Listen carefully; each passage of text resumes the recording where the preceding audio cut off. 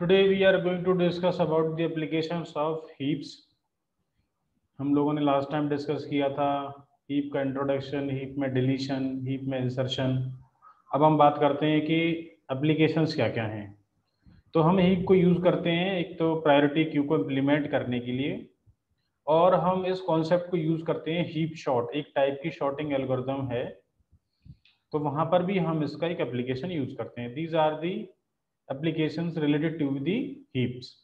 तो हम सबसे पहले बात करते हैं प्रायोरिटी क्यू में कैसे हम इसे यूज करते हैं। तो priority queue is a data structure in which the intrinsic ordering of the data item determine the results of its basic operation.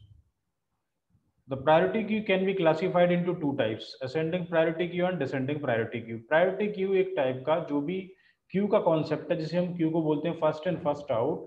तो उसमें जो प्रोसेसिंग होती है वो प्रायोरिटी के बेसिस पे होती है, उसी को हम बोलते हैं प्रायोरिटी क्यू। जो भी मतलब प्रोसेसिंग होगी, जो भी एलिमेंट प्रोसेस होगा, that will be based on the priority of the element.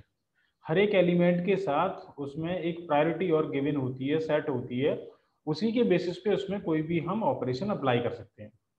तो ये दो तरीके का होता है, एक असेंडिंग प्रायोरिटी और एक डिसेंडिंग प्रायोरिटी क्यू। अब मैं बात करता हूँ priority queue structure with an interesting assessing function. Only the highest priority element can be assessed. Highest priority element is the one with the largest key value. We will assume that as the jobs enter the system, they are assigned a value according to its importance. The more important jobs are assigned larger values. The operation defined for the priority queue are very much similar to the operation specified for FIFO queue. जैसे कि हम उसको इस तरीके से भी समझ सकते हैं, जो हमारा सीपीयू है जो प्रोसेसेस को एग्जीक्यूट करता है, तो ईच प्रोसेसेस कंटेन एक काइंड ऑफ प्रायोरिटी। तो एक की वैल्यू असाइंड हो जाती है, ये की वैल्यू हेल्प करती है उस प्रोसेस को प्रोसेस करने के लिए बाय द प्रोसेसर। तो वो डिपेंड करता है कि हमने उसके लिए क्या क्राइटेरिया सेट किया हुआ है। शॉर्टेज जॉब फर्स्ट भी हो सकता है, उसमें हम कोई और भी क्राइटेरिया रख सकते हैं। तो दैट डिपेंड्स कि हमने उसमें क्या इम्प्लीमेंट किया हुआ है एज ए प्रायोरिटी।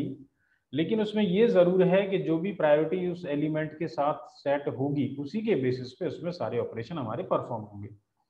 तो operation defined for priority queue, suppose priority queue P Q with storage capacity max is defined. हम एरे से इसको इम्प्लीमेंट कर रहे हैं। तो मैं एक पहले क्रिएट एम्प्टी करना चाहता हूँ P Q, N number of element है, पी क्यू मेरा प्रायोरिटी क्यू है।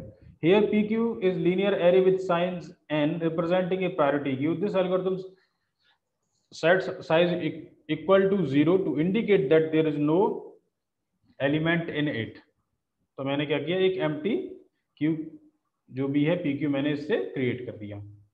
अब बात करते हैं चेक करने के लिए is empty, क्या वो empty है।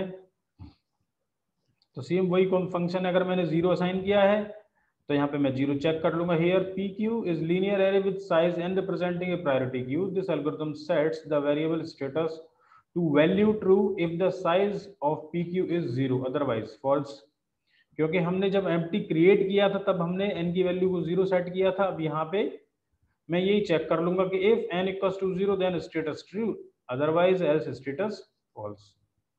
अब मुझे फुल चेक करना है, तो if n equals max, क्योंकि मैक्स आपने एक ग्लोबल वेरिएबल डिक्लेरेशन के थ्रू नंबर ऑफ एलिमेंट जो भी आपने मेंशन करे हुए हैं वो यहाँ पे मैं चेक कर रहा हूँ। तो अगर n की वैल्यू मैक्स है then status true, otherwise status false. अब मैं उसमें इंसर्शन की बात करता हूँ। तो here P Q is linear array with size n representing a priority queue. This algorithm insert element if it is not full. तभी हम उसमें एंट्री कर पाएंगे, इंसर्ट कर पाएंगे, जब हमारा जो PQ होगा, जो एरे होगा वो फुल नहीं होगा। तो मुझे ये चेक करना पड़ेगा। Call is full PQ, PQ N status, if status equals to true then print overflow, else call insert element PQ N element. DQ के लिए मुझे बात करनी है। तो DQ PQ n element, here PQ is linear array with size n representing a priority queue. This algorithm deletes the front element if it is not empty. मैंने start किया, call is empty, empty. तो P Q and status, if status equals to true then print underflow, otherwise else call delete element P Q N element. तो इस तरीके से मैं इसमें D की ऑपरेशन अप्लाई कर सकता हूँ। तो ये कुछ एसोसिएटेड ऑपरेशंस हैं प्रायोरिटी क्यू से रिलेटेड, तो हम इसको इस तरीके से यूज कर सकते हैं। ये एक एग्जाम्पल है। अब हम आगे कुछ और एग्जाम्पल की भी बात करेंगे इसमें। Okay, thank you.